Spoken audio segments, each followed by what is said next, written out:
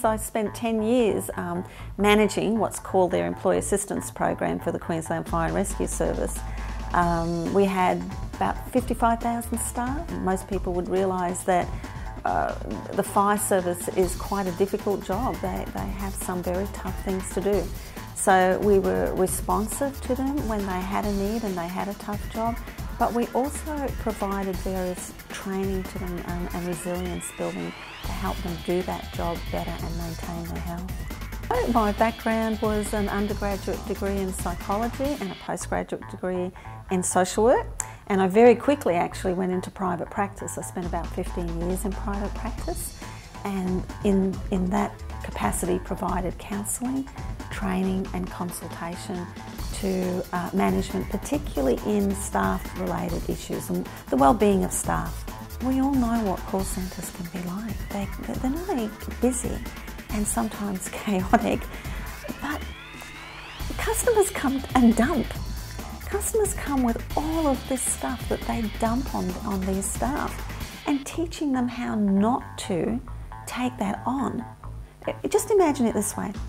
All that dumping occurs from a customer, and if a customer service officer takes that on themselves, immediately what it does is drain their energy.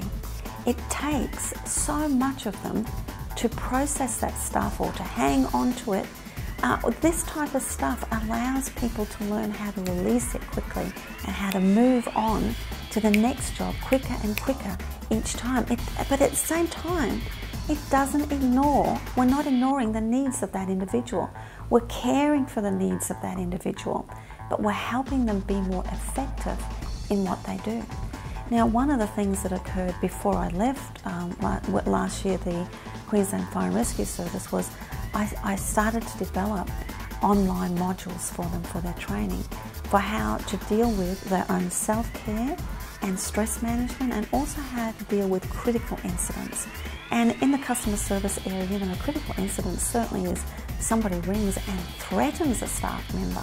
I know who you are and I'm going to be waiting for you. Terrible, difficult stuff to deal with. So in the fire service, we put those modules into their regular training. So in the same online, all their online training.